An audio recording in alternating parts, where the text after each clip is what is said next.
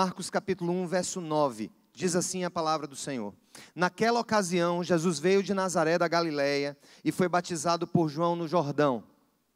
Assim que saiu da água, Jesus viu o céu se abrindo e o Espírito descendo como pomba sobre ele.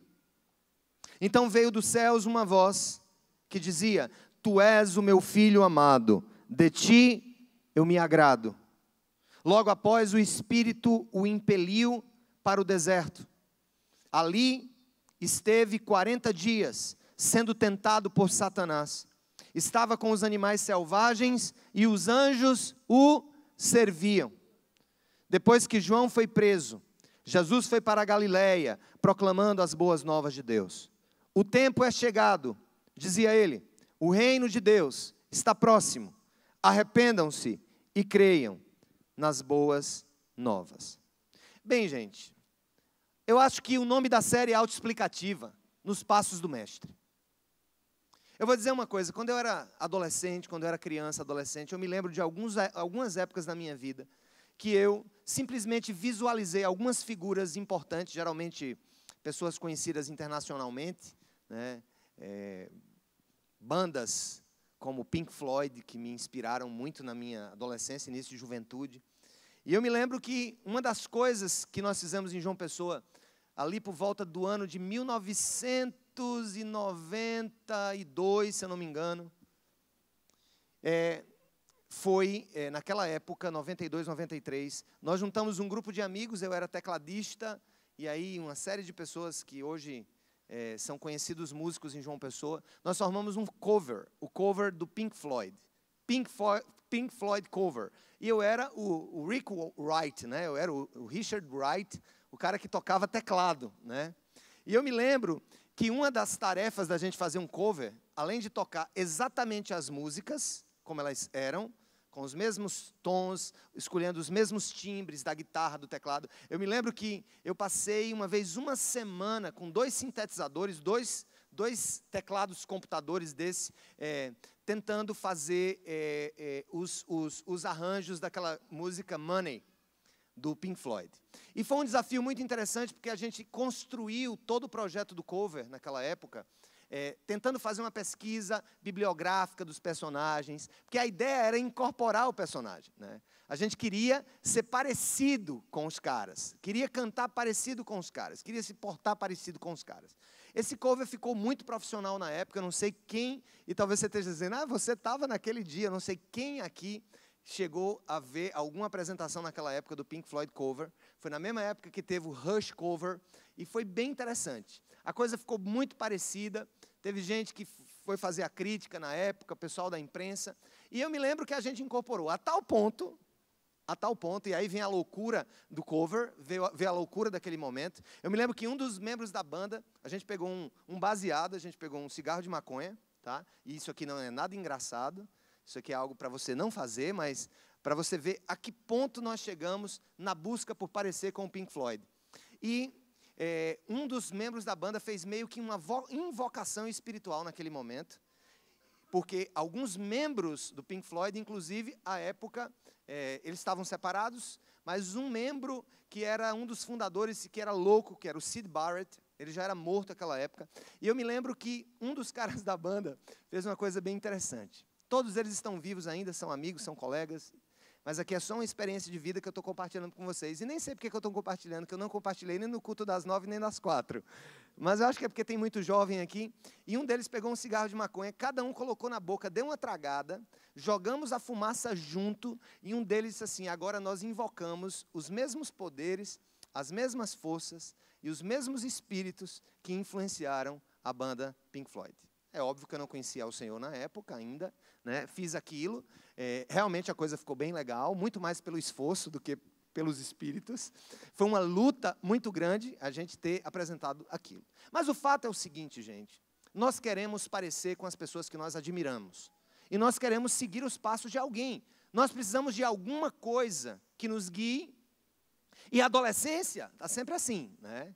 Tem uma das minhas filhas, eu não vou dizer o nome nem o que é, mas ela parece muito com uma pessoa muito conhecida do YouTube. Às vezes param ela nas lojas e dizem, você é fulana? Eu disse, não, eu sou melhor do que fulano.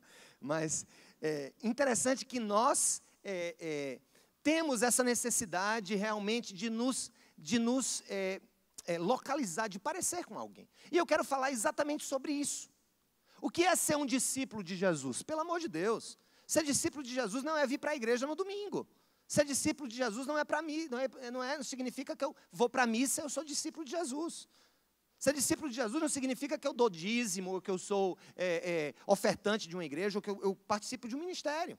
Ser discípulo de Jesus, gente, é querer, é desejar, galera. É desejar ser parecido com Ele. E é conhecê-lo a ponto de querer imitá-lo. E fazer uma pergunta todo dia, como eu fazia naquela época. O que é que o Rick Wright faria ou vai fazer nessa música? E naquela época não tinha nem internet, pessoal. Imagina fazer pesquisa de banda, quando ainda tínhamos os videocassetes VHS. Quem é desse tempo? Levanta a mão. Não engane não. Não engane não. Quem era do tempo do VHS, do Betamax? Ô povo velho! Era uma luta conseguir ponto de referência. Viu, Juliana? Você era também. Era difícil encontrar uma referência. E a gente ia, buscava, estudava, eram textos. Foi um tempo de muita pesquisa. E eu fico pensando, irmãos, nós estamos no tempo de seguir os passos de Jesus, ir com Ele até Jerusalém, padecer as suas dores, fazer o que Ele faria nas circunstâncias onde Ele estava, como Jesus responderia a essa e aquela circunstância, é o que eu tenho que saber, e é o que eu tenho que imitar. Ser discípulo de Jesus, repito, sentar na cadeira de uma igreja não te faz discípulo de Jesus, te faz no máximo ocupante de uma cadeira, te faz no máximo alguém que expulsa o adolescente da cadeira. Gostou, pessoal? Isso aí é a defesa de vocês. Então, olha só, a série é Nos Passos do Mestre, e nós lemos aqui um texto muito interessante sobre o início do ministério de Jesus. E esse início de ministério foi marcado por algumas coisas interessantes. Abre a Bíblia de novo, Olha, Marcos 1 tem que ficar aberto. Marcos 1 tem que ficar aberto. Nós vamos voltar para a Bíblia, para eu não me perder e para a gente não se perder. Volta um pouquinho no capítulo 1, nós lemos a partir do verso 9, verso 5 do capítulo 1, diz assim, ó. Ele está falando que João Batista, o primo de Jesus, ele batizava pessoas antes de batizar Jesus. De onde essas pessoas que João Batista batizava vinham? A ele vinha toda a região de onde, pessoal? Da Judéia e todo o povo de Jerusalém. Presta atenção. De onde vinham as pessoas que normalmente João Batista batizava? Da Judéia e de Jerusalém. O que era a Judéia? Era a região rica. Jerusalém era a capital do reino de Israel, do reino de Judá. Era a capital de uma das províncias romanas naquela época, porque Roma dominava. Israel era uma cidade cosmopolita, importante, de onde vinha gente importante, gente conhecida. Judéia era o lugar dos pensadores, era o lugar dos sacerdotes, era o lugar do sinédrio, era o lugar da cúpula da religião judaica. E vinha aquele povo vinha, descia da Judéia até as margens do Rio Jordão para ser batizado por João Batista. Mas há um fato aqui que nós lemos sobre Jesus, de onde Jesus veio. Jesus não veio da Judéia. Lê agora o texto no verso 9. Lê o verso 9 do capítulo 1. O que é que a gente vai ouvir sobre Jesus? Naquela ocasião, Jesus veio de onde, pessoal? De Nazaré. Nazaré de onde? Não era da Judéia. Jesus veio de uma outra região chamada de quê, gente? Nazaré da Galileia. Galileia era a região, era como se fosse o estado, e Nazaré era a cidadezinha daquele estado. Quero dizer uma coisa para você. Pense numa cidade do fim do mundo que você não conhece. Na Paraíba, de vez em quando, fulano mora não sei aonde, essa cidade existe. Tem cidade no meu estado que eu não conheço. E que, sinceramente, se colocarem uma lista aleatória, eu vou dizer, isso aqui é na Paraíba. Como eu vim, por exemplo, que tem uma cidade em Minas chamada Corinto. Achei que Corinto só tinha na Grécia. Coisas que a gente não conhece. Agora, São Paulo todo mundo conhece, não conhece? Rio de Janeiro todo mundo conhece, não conhece, gente? Se você perguntar a um cara do Rio de Janeiro ou de São Paulo, qual é a capital da Paraíba? Ele vai dizer, é Recife. Outro vai dizer, é Natal. Ai, não, Natal é a capital de Pernambuco. É não, seu trouxa, Natal é a capital do Ceará. Não, rapaz, a capital do Ceará é que é Recife. Então, o Nordeste, gente, imagina o Nordeste para o Brasil, ou o Norte do Brasil para o Brasil, em que muita gente tem a impressão de que não pode vir nada bom daqui, né? É tanto que diziam assim, quando disseram que Jesus veio de Nazaré, como? Um nazareno está dizendo que é o mestre? Um nazareno está dizendo que é o Messias? Pode alguma coisa... O que foi que disseram, gente? Vamos comigo. Pode alguma coisa boa vir de Nazaré? Não era assim que dizia? Não tinha como. De Nazaré? É como dizer, veio lá de Cabrobó. Aqui. De onde é esse doutor? Não, esse doutor é de Lavra da Mangabeira, no Ceará. Como assim? Eu não sei que cidade é essa. Cidade tão desimportante. Gente, isso nos diz uma coisa muito linda. Quando Jesus chegou para ser batizado, presta atenção. A Bíblia diz que ele veio de Nazaré, ele chegou nas margens do Rio Jordão, estava lá seu primo batizando, ele foi para a fila do batismo, não furou a fila, tá certo? Não disse, ei, eu sou Deus aqui, me dá o primeiro lugar que eu tenho coisa para fazer. Não furou fila como você fura, entendeu? Que eu sei que você fura. Está entendendo? Ele não furou fila. Então, ele está ali naquela filinha, ele entra. No outro evangelho, nós vamos ler que o João Batista chega para ele. Mas como é que você vai se batizar? Eu vou te batizar? Você é quem é para me batizar? Ele disse, não, mas importa que seja assim, para que se cumpra. Então, lá vai o nosso Senhor vai lá, cabecinha baixa, ele entra na fila, roupinha comum, não tinha nenhuma trombeta tocando na frente dele. Pam, pam, pam, pam, pam, pam, vai chegar o rei de Israel. Aí eu fico pensando, quando a gente se compara com a gente, o dono de todas as coisas, o criador do universo, o senhor da história, o médico dos médicos, o sábio dos sábios, o dono da ciência, o senhor da ciência, aquele que tinha de que se gabar, ele entra silenciosamente de uma fila, vindo de uma região desprezível de Israel, e ele vai ao batismo. O que é que eu aprendo com isso? A primeira coisa, se eu quero andar nos passos do mestre, repita comigo, eu preciso ser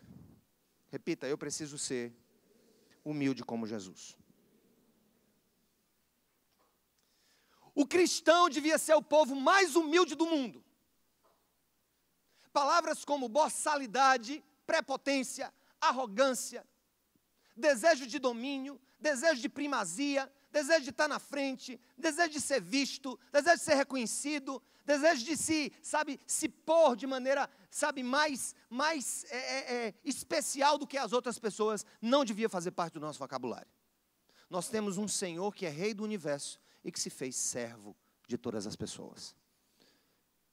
Não é o seu título, não é o seu diploma, não é o seu dinheiro, não é a sua conta bancária, não é a sua história familiar, não é o que você faz ou deixou de fazer, que te colocam em uma posição de tal modo importante que você não siga o exemplo de Jesus, esse sim, o dono e Senhor de todas as coisas.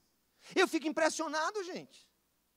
Se por um lado o cristão deve ser o povo mais humilde do mundo, e essa humildade ela deve se expressar em coisas simples, como por exemplo, respeitar a religião dos outros, respeitar o que os outros acreditam, não ser grosseiro com ninguém.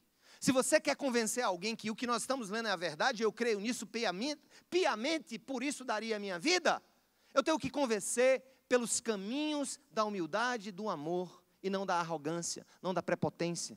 O que dizer, por exemplo, de alguém que entra num terreiro de macumba e vai quebrar os objetos de alguém, como se tivesse o direito de impor a sua fé a quem quer que seja. Se não for pelo amor de Deus, se não for pela gerência do Espírito Santo, se não for pela direção do próprio Deus, ninguém virá conhecer ao Senhor. Só o Espírito Santo muda o coração da gente. Amém, gente? Imagina eu, um dia desse estava aí, entendeu? Dono do meu nariz, dono das minhas circunstâncias, achava que estava tudo muito bem, tudo muito bom comigo, mas de repente o Senhor tocou a minha vida, de repente o Senhor me visitou. Eu vou dizer uma coisa para você, um pastor uma vez disse uma coisa para mim que eu achei muito interessante. Ele disse, nós não somos humildes, ninguém é humilde, porque mora em nós o espírito da rebeldia, mora em nós o espírito da autonomia de Deus. Mas ele disse, embora não sejamos humildes como Jesus, nós podemos ter atos de humildade, como os atos de humildade de Jesus. Eu me conheço. Eu sei o quanto eu posso ser tendente à arrogância, eu sei o quanto eu posso ser tendente à prepotência. Eu sei o que eu conquistei, eu sei o que eu fiz, eu sei as minhas conquistas de concurso, de curso, de tudo mais. Eu sei que habita alguém que não presta dentro de mim. E por isso, eu preciso ter todos os dias atos de humildade, que me façam lembrar quem de fato eu sou. Um verme, um pó, que hoje está aqui pregando para vocês e amanhã pode não estar. Um avião do mesmo que a gente pega aqui, esse ATR-72 que a gente pega no Brasil, esses jatinhos da Azul, esse mesmo aviãozinho que a gente pega para ir para Recife, para ir lá pegar um voo para não sei onde, para ir para Juazeiro, para não sei onde, esse mesmo aviãozinho caiu hoje no Irã, novinho, tinha sido revisado, novinho, 62 pessoas morreram. Por que você é tão arrogante? Por que você coloca e trata as pessoas debaixo dos seus pés? Por que você com seu PhD aí acha que é melhor do que alguém? O Senhor da história, o grande conselheiro, o Rei dos reis, o verbo da vida, o alfa e o ômega, o princípio e o fim, fez-se servo, entrou na fila do batismo, sem trombetas e sem estandartes, vindo de uma região insignificante, Galileia! Nós devemos ser o povo mais humilde da terra, ou pelo menos estabelecer os atos de humildade mais contínuos diante de todas as pessoas, porque o nosso Senhor não construiu tronos para Ele, o nosso Senhor serviu até a morte, e morte de cruz. Eu não tenho nada contra, veja bem, isso aqui é apenas um exemplo. Por que eu não boto cadeira especial aqui na frente para sentar pastor? Primeiro que eu não gosto de ter pastor nas minhas costas. Segundo que gente aqui em cima, a não ser esses meninos lindos aqui que estão vendo, né, o culto aqui, tira a atenção de quem está lá embaixo. Bota o dedo na venta para limpar o salão. O outro aba a boca. O outro fica na tentação de abrir o celular. E dá aquela impressão que quem está aqui em cima é mais bonito. Aí eu decidi, nada de cadeira no púlpito. Qual é a cadeira do pastor na igreja? Nenhuma, que sobrar. Não é porque eu sou humilde, é porque eu preciso estabelecer atos de humildade na minha vida. Preciso ser e precisamos ser intencionais com relação a isso. E sabe como é que você exercita isso? Comece a olhar com outros olhos os menores que te cercam. O gari, menores entre aspas. Aqueles que são os invisíveis da sociedade. Converse com eles. Veja quanta sabedoria flui da boca de um lixeiro. Muitas vezes mais sábias do que as asneiras que saem da boca de um grande empresário. Faça como Jesus. Ele não escolheu nascer na Judeia. Ele poderia ter dito, né, pai, eu quero nascer em Jerusalém, ou eu quero viver numa... Não. No conselho da Trindade, Jesus nasce em Belém, como fugitivo ali, né, aliás, como alguém que não tinha onde se hospedar, depois ele é fugitivo do rei Herodes, depois ele volta para Nazaré para morar com sua mãezinha e seu paizinho. Estava lá, Jesus, Maria e José, a Sagrada Família, vivendo em uma cidade simples. No meio de gente simples. O Rei dos Reis, viu, irmãos? Então repita comigo, eu quero seguir os passos do mestre, diga. Eu quero ser humilde como ele. A segunda coisa, leia o texto, abra o texto comigo, Bíblia aberta, Marcos 1. Diz assim o verso 10. Assim que saiu da água, Jesus viu o que, gente? Ele viu o que, gente? O céu se abrindo. Repita aqui, ele viu o que, galera?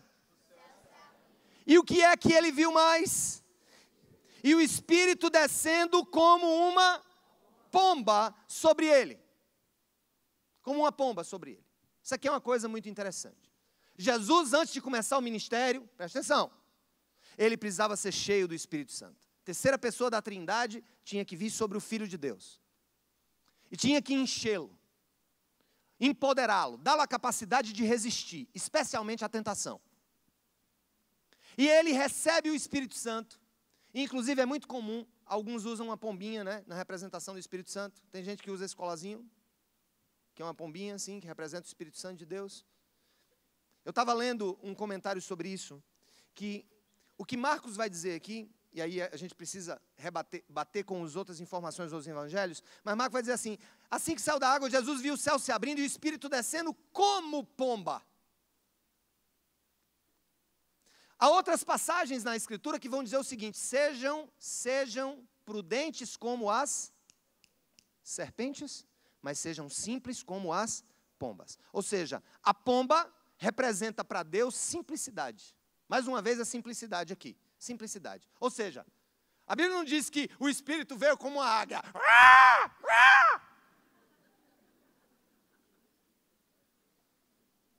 A Bíblia não diz que o Espírito veio como uma galinha. Não. Veio sem espalhafato. O Espírito Santo veio na simplicidade de uma pomba. O que é que isso nos diz? Isso nos diz que a experiência com o poder do Espírito Santo não é necessariamente uma experiência estrondosa. Meu irmão, tu viu o culto? Meu amigo, quase desce fogo do céu. Era tanto pinote, tinha uma irmã que começou a pular lá atrás, eu vi a hora ela bater o teto, e olha que é pé direito duplo lá no centro de convenções. O negócio estava grande, o fogo desceu e era um negócio. Escuta, eu não estou dizendo como é que o Espírito Santo tem que trabalhar. Até porque o profeta Elias, lá no livro de Reis, ele vai ter uma experiência muito interessante com Deus. Porque Elias era o homem trovão, era o cara, desce fogo do céu para matar esse povo, desce fogo do céu para destruir os profetas de Baal. Elias era um cara meio iracundo. Elias era um cara meio assim, sabe? Ele era meio brabinho.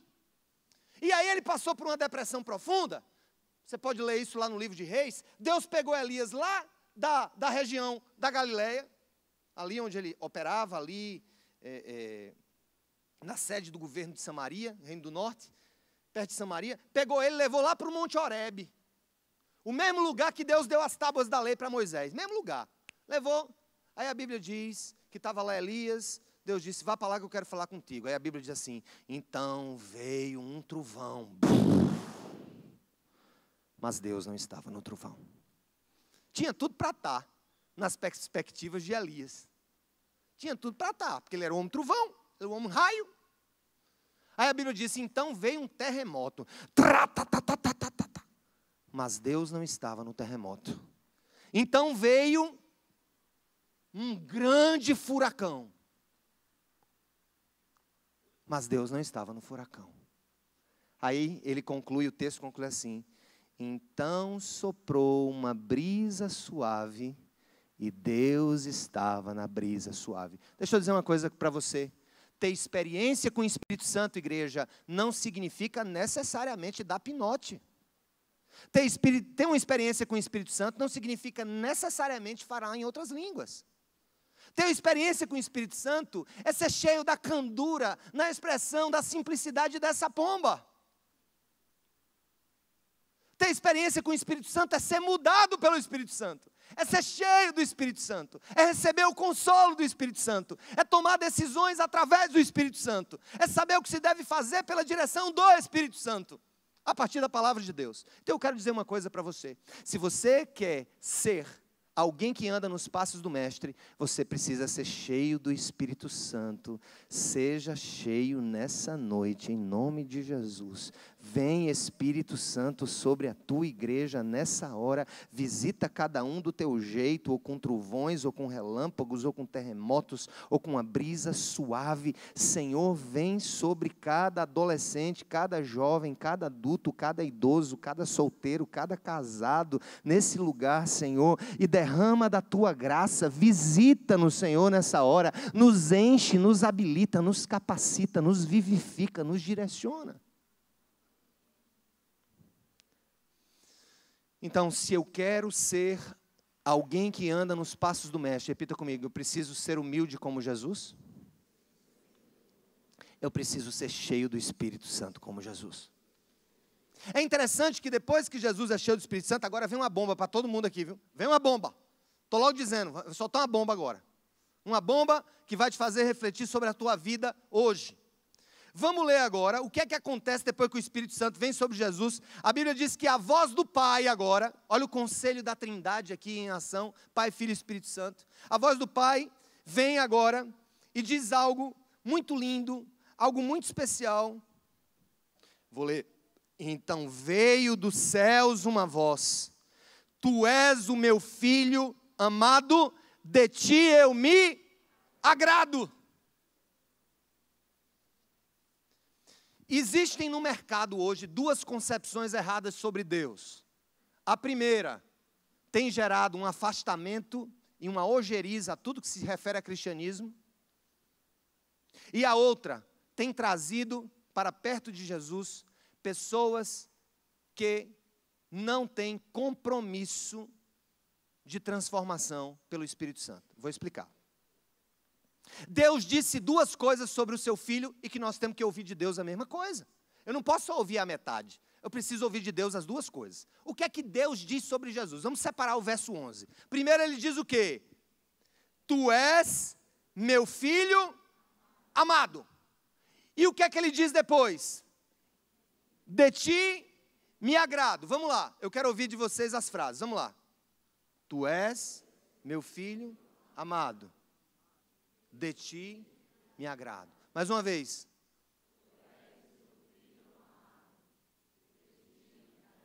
Deus disse duas coisas a Jesus. Eu te amo e eu me alegro com a tua vida. Eu me agrado da tua vida. Tá certo? Estão separados, estão dentro do mesmo cenário, do mesmo momento, mas são duas realidades diferentes. Porque assim, eu posso chegar para vocês e dizer assim, eu te amo, eu te amo, eu te amo, eu te amo.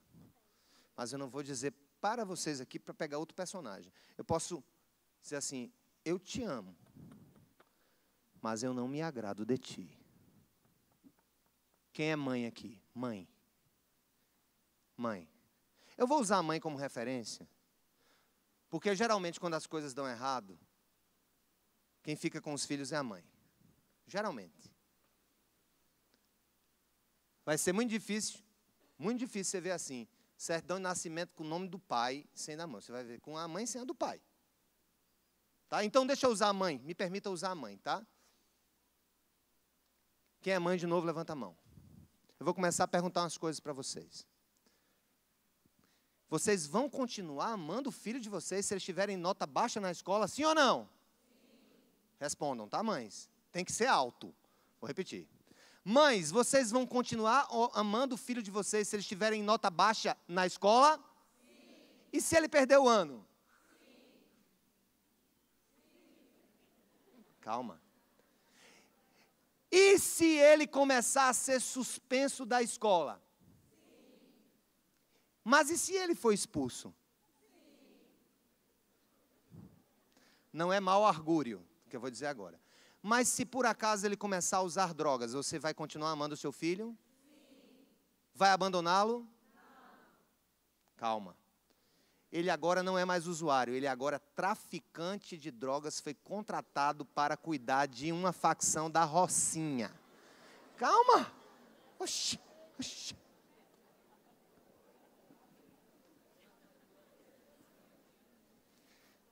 Seu filho tornou-se líder do tráfico de drogas na favela da Rocinha. Você continua amando o seu filho? Tá. Seu filho agora começou a fazer queima de arquivo dos dependentes químicos que não estão pagando a droga para ele. Ele começa agora a matar e mandar matar. Você continua amando o seu filho? Você vai se agradar do seu filho se ele tiver notas altas na escola? Tá. Você vai se agradar do seu filho se ele tirar o primeiro lugar na sala? Sim. Você vai se agradar do seu filho se ele começar a se envolver em confusão na escola? Não. Você vai se agradar do seu filho quando ele começar a usar drogas? Não. Mas você vai amar o seu filho se ele usa drogas? Sim. Você vai se agradar do seu filho se ele for traficante de drogas? Não. Mas você vai amar o seu filho se ele for traficante de drogas? Isso explica, e nós vamos destruir agora duas falácias contemporâneas. Primeira falácia, de um Deus carrasco, que nós temos que adular para que Ele nos ame. Um Deus carrasco, que eu preciso fazer tudo certo, um Deus carrasco que eu tenho que fazer boas obras, e eu tenho que nascer de novo em outra vida, se eu nasci como uma barata, eu vou ter que nascer como um rato, e eu vou evoluir se eu for um hindu. Ou se eu for de alguma outra linha de karma, eu vou ter que fazer boas obras para que eu tenha o favor de Deus e Deus possa me salvar. Essa é uma das falácias. É que o amor de Deus por nós, ele é dependente ou vinculado àquilo que nós fazemos para Deus. Para você entender hoje a essência do Evangelho de Cristo Jesus, que se perde no meio de tanto palavreado bonito e feio, está aqui no outro texto do dia hoje no lecionário. Está em 1 Pedro capítulo 3, verso 18. Olha o que é que diz no verso 18 do capítulo 3. Pois também, vamos ler comigo, Cristo sofreu pelos pecados uma vez por todas. O justo morreu pelos injustos. Para quê? Com que objetivo? Para conduzir-nos a Deus. Ele foi morto no corpo, mas vivificado pelo Espírito. Vamos ler de novo o verso 18. Todo mundo, gente, vamos lá. Pois também Cristo sofreu pelos pecados uma vez por todas. O justo pelos injustos. Presta atenção. Essa morte do justo, a morte do justo pelos... Vamos lá, repete aí. A morte pelos... Preste atenção. O amor de Deus por você e a salvação de Deus na sua vida não depende do que você faz. Depende do que o justo fez pelos injustos para nos ligar a Deus, para nos aproximar de Deus. Ou seja, pela cruz de Cristo, nós somos feitos filhos de Deus. Você não nasce filho de Deus. Você é feito filho pela cruz de Cristo. Porque o santo morre pelos pecadores. O justo morre pelos injustos. A justiça de Cristo, isso aqui é para tu baixar a bola, viu, brother? Baixa a bola, geral. É a justiça de Cristo que te faz ter vida eterna. Não são tuas boas obras. Não é a roupa que você deu, a sopa que você dá na rua, o que quer que seja. Quem te faz justo é a morte do justo pelo injusto. Jesus morreu na cruz para nos justificar. Esse é o sentido de uma categoria teológica que vocês precisam aprender agora já. É a chamada categoria da justificação pela fé em Cristo. Ou seja, o injusto é justificado por quem? Pela morte do justo. E não pelo que a gente faz. Agora, aí é uma coisa. Quando Deus manda o Filho morrer na cruz para salvar os injustos, isso é um ato de quê? De amor. Estão lembrados da mãe? Sabe quando é que Deus vai deixar de te amar? Nunca. Agora vamos conversa séria, brothers e sisters.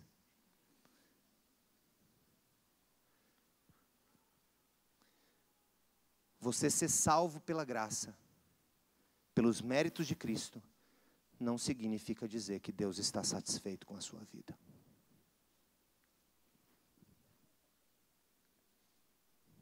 Este é o meu filho amado, em quem eu tenho prazer e alegria.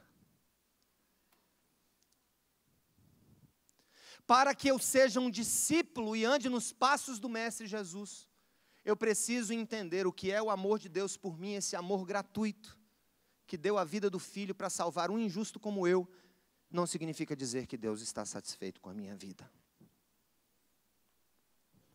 E eu vou dizer uma coisa, viu, jovem? Talvez haja filhos aqui.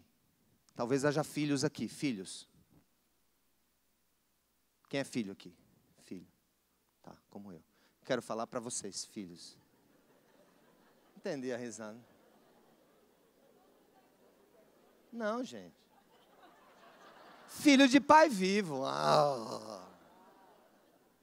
Quem é filho de pai vivo ainda? Que tem contato com os pais? Tá.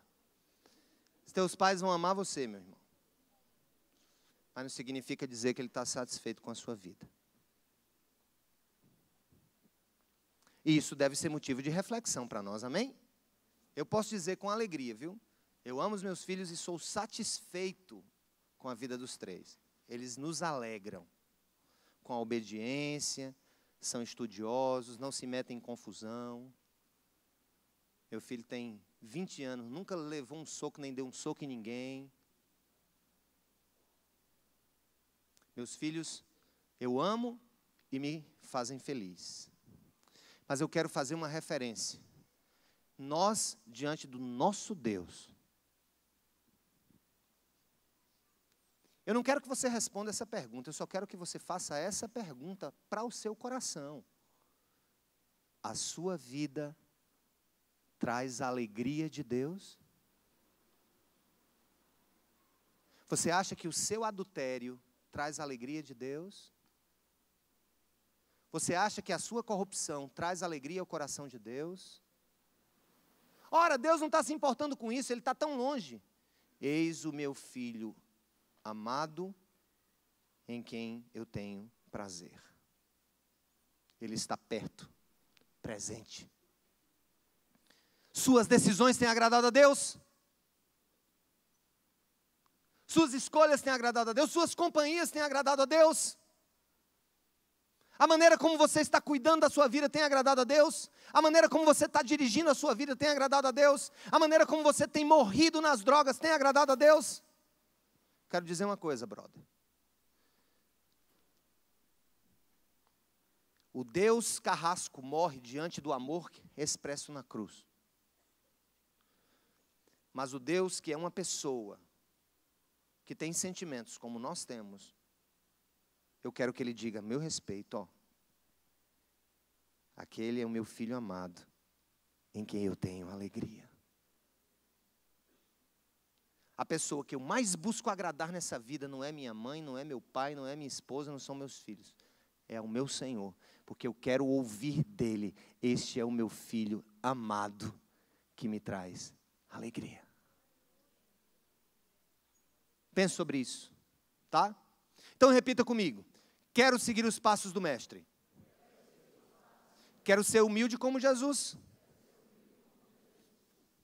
Quero ser cheio do Espírito Santo como Jesus. E quero agradar ao Pai como Jesus. Fala alto. Quero agradar ao Pai como Jesus. Aí vem o outro passo. Olha a sequência. Ele chega humildemente. É batizado sem pompas. O Espírito Santo vem sobre ele na simplicidade de uma pomba. O Pai fala que o ama, mas que se agrada dele também ao mesmo tempo. E aí, depois disso, acontece um quarto passo na vida de Jesus. Ele vai ser provado. Ele vai ser testado. E Deus, o Pai, o leva para onde? Não nessa versão que nós estamos lendo aqui, mas em outro evangelho, se eu não me engano, de Lucas, vai dizer que quem conduziu Jesus para o deserto foi o Espírito Santo. Aliás, aqui tem, né, gente? Olha aqui no verso 12. Leia o verso 12 comigo.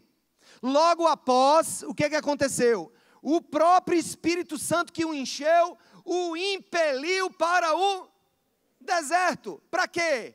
Ali ele esteve como? 40 dias, sendo tentado por Satanás. Estava com os animais selvagens e os anjos o serviam. Quem levou o Filho de Deus para o deserto? Foi o diabo? Foi o Espírito Santo de Deus.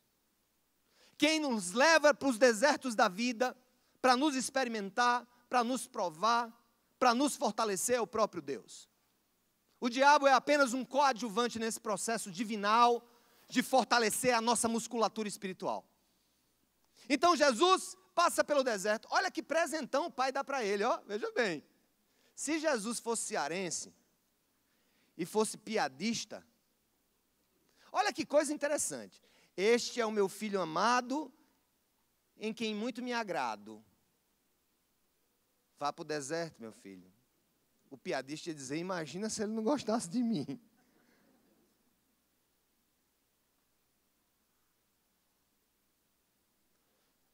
Deus nos leva para o deserto, irmãos.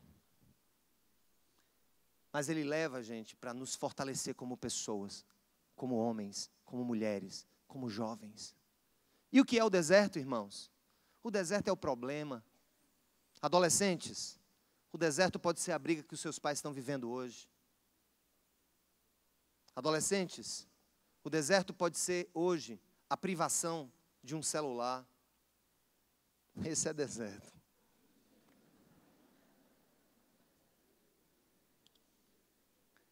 Pode ser. Eu só quero dizer uma coisa para você, eu tenho muito medo de quem sai da pocilga para o púlpito. Até agora Jesus não abriu a boca para pregar, o Filho de Deus não abriu a boca para pregar. Jesus sai da insignificância de Nazaré, mas não vai direto para o púlpito da igreja. Ele não vai para o púlpito da sinagoga de Nazaré, ele vai passar no batismo e depois ele vai passar no deserto. Eu quero dizer uma coisa para vocês sobre o deserto. E quero destruir um outro gigante que tem atrapalhado a sua santificação, que tem atrapalhado a sua plenitude de vida com Cristo. Vou dizer que gigante é esse: a vitimização. Ah, eu sou assim, eu bebo muito porque meu pai bebia, porque minha mãe bebia e eu os vi bebendo.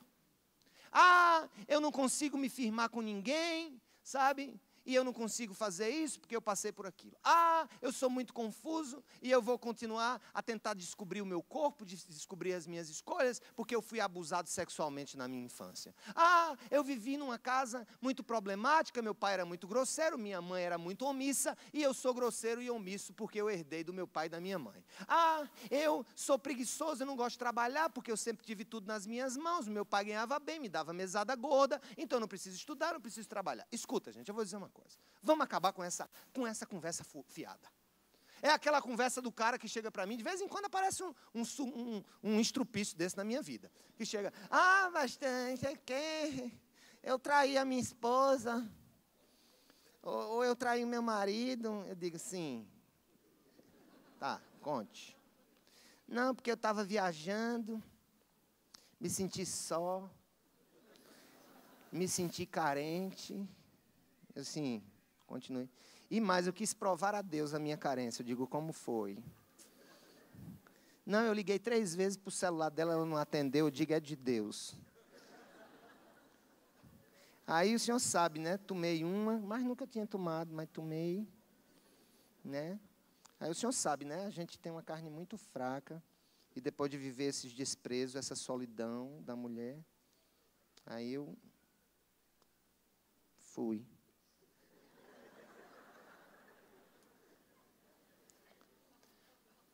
Quando Deus criou a humanidade, presta atenção, todo mundo, isso aqui é princípio bíblico. Se você aprender isso, você vai deixar de arrumar desculpa para o seu erro e para o seu pecado. Quando você olha no Gênesis, quando você olha para o primeiro homem e para a primeira mulher, eles eram plenos de tudo. Primeiro, eles não tinham carência espiritual nenhuma, porque eles nem tinham pastor, nem tinha padre, nem tinha bispo. Sabe com quem eles ministravam o culto a Deus todo dia? Com o próprio Deus. Tu sabe o que é o cara ter um happy hour todo dia com o Altíssimo? Sabe o que é você se encontrar com o próprio Deus? Aí eu pergunto uma coisa para você. Meu amigo, não precisa nem intermediário. Não tinha nem como olhar em nome de Jesus. Eu não precisava nem orar. Está aqui, pai, conversa, abertura, pai e filho. Deus cria o homem à sua imagem e semelhança. O ama com amor leal.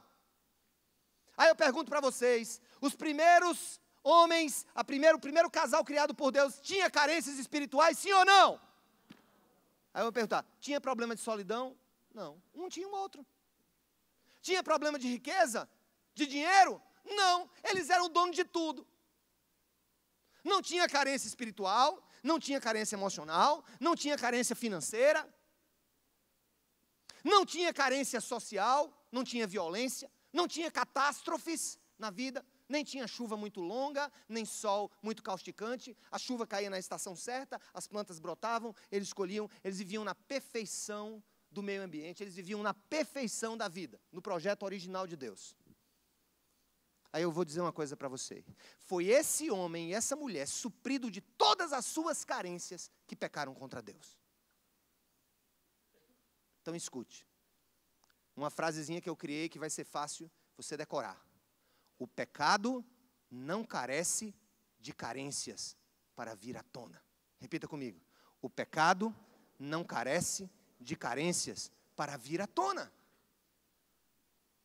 O ponto, irmãos e irmãs, é que Jesus nos dá uma lição. Olha que coisa linda. O primeiro casal pecou contra Deus na fartura e na plenitude. Mas o Filho de Deus resistiu à tentação no deserto e na escassez. O problema não é a circunstância onde você está, é a determinação do seu coração para amar e agradar a Deus ou não. Pare com chorumela, seu cabra safado. Largue logo aquela banda de coco, para eu não dizer o nome, a banda do coco, você sabe o que é. Então, escute, diga: eu quero andar nos passos de Jesus, ser humilde como Jesus, ser cheio do Espírito como Jesus, buscar agradar ao Pai como Jesus, e vencer as tentações do diabo como Jesus. E finalmente, irmãos, vamos ler comigo. Depois que João foi preso, Jesus foi para onde? Ele foi brilhar primeiro aonde? Lá em Jerusalém ou na Galileia? Será que isso aqui tem alguma coisa importante para nós? Você precisa começar brilhando para Deus dentro da sua própria casa. Ele volta para a Galileia e ele vai começar o ministério em Nazaré. Eu tive na sinagoga que Jesus pregou pela primeira vez. Foi emocionante. Sinagogazinha desse tamanho, irmãos. Coisa bem pequenininha. O Senhor saiu dali e foi começar a pregar o evangelho. Foi tentado e aí foi para a sua cidade natal, pediu a voz, pediu a participação, que ele tinha instrução rabínica. Ele pede um rolo da lei do profeta Isaías, ele diz: o Espírito do Senhor, ele leu, o Espírito do Senhor Deus está sobre mim. E ele me ungiu para pregar as boas novas aos quebrantados e proclamar o ano aceitável do Senhor. E naquela hora ele fecha o livro e diz: essa profecia se cumpriu hoje na minha vida. Eita, agora o pau cantou. Como é, homem? Esse menino é de 30 anos? Porque na cultura judaica, gente, o caba com 30 anos não vale nada, não. Eu estou começando a valer alguma coisa lá. Com 45. Lá tem que ter cabelo branco, barba branca, entendeu? Tem que ser um caba já. Aí chega um menino, pega a Bíblia, 30 anos de idade, e diz: essa palavra se cumpriu hoje. Eis aqui, o Espírito do Senhor está sobre mim. Pegaram Jesus e levaram para onde, irmão? Foram dar um prato de sopa para ele, não foi? Não, vamos aqui na minha casa comer um cafezinho, um pãozinho, asmo. Pegaram ele, meu amigo, levaram para derrubar de cima do precipício, para empurrar ele lá de cima. Nazaré fica num monte, dá para você ver o vale ali de Sidrom. Eles pegaram Jesus para jogar, tem lá ainda esse precipício lá em Nazaré, para jogar ele lá embaixo. É feio, precipício feio. Vou dizer uma coisa para você, irmãos. Se você quer ser como Jesus, você tem que pagar o preço de pregar o evangelho onde você está e ter a coragem de dizer quem você é. Quem aqui é estudante universitário? Levanta a mão. Eu quero fazer uma pergunta séria para vocês. Vocês vão me responder. Estudante universitário. Aula de introdução à sociologia. Ou introdução à filosofia. Seu professor chega logo dizendo que Deus é um mito, que a religião acabou com o mundo, e melhor viver sem Deus. Imagina só a que nossos jovens estão sendo expostos hoje. Questionamentos sobre a sua fé, sobre a plausibilidade científica da fé cristã, teorias da crítica social. Quem estuda sociologia, quem estuda psicologia social sabe o que eu estou dizendo, que desconsidera qualquer existência de uma normatização eterna, qualquer narrativa completa da vida, e que você chega lá, e que tudo é relativo, e que tudo é relativo, e que tudo é relativo, que o amor é relativo, que o sexo é relativo, que o dinheiro é relativo.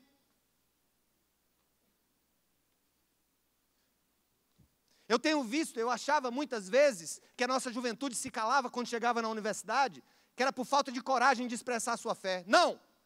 É muitas vezes pela incapacidade de articular categorias ou filosóficas ou sociológicas que mostrem a plausibilidade do cristianismo.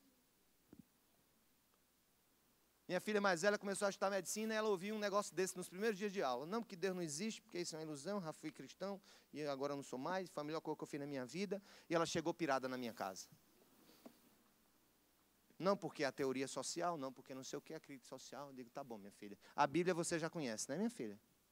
Beleza, você já sabe que o Senhor é nosso Senhor. Senta aqui, vamos conversar sobre sociologia.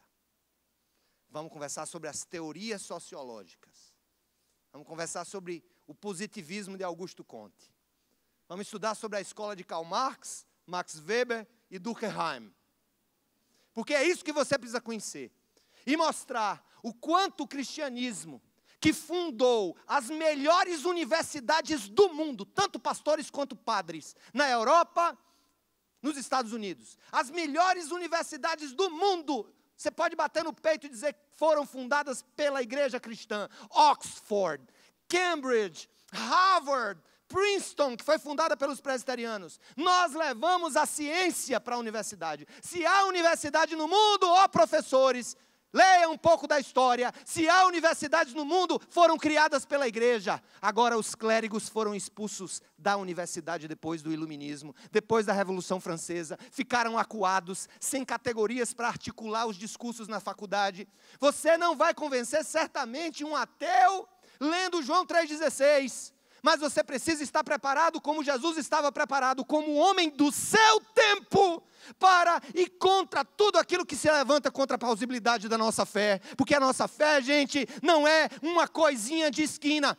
O cristianismo não é uma fezinha de domingo. O cristianismo fala de uma criação perfeita, de uma queda pelo pecado e por uma redenção. Fala de um Deus que é Senhor das ciências. Fala da plausibilidade da vida. Fala de uma teoria social para a família. A melhor família continua sendo a família onde um homem e uma mulher se amam com seus filhos dentro da sua casa. E filhos que são protegidos pelo amor do Pai. Eu duvido que esses se percam.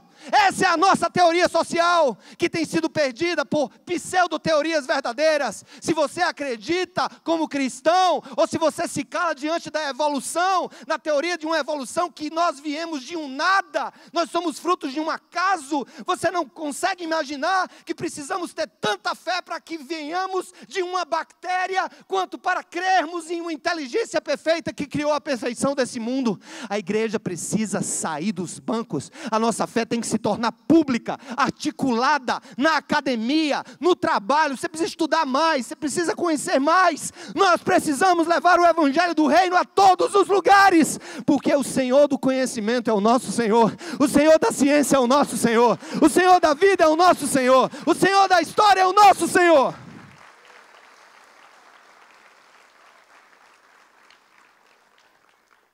Eu disse, filha, são teorias sociais, filha. Sociologia não é a ciência exata, não é uma ciência dura como é a física, a astronomia, a química.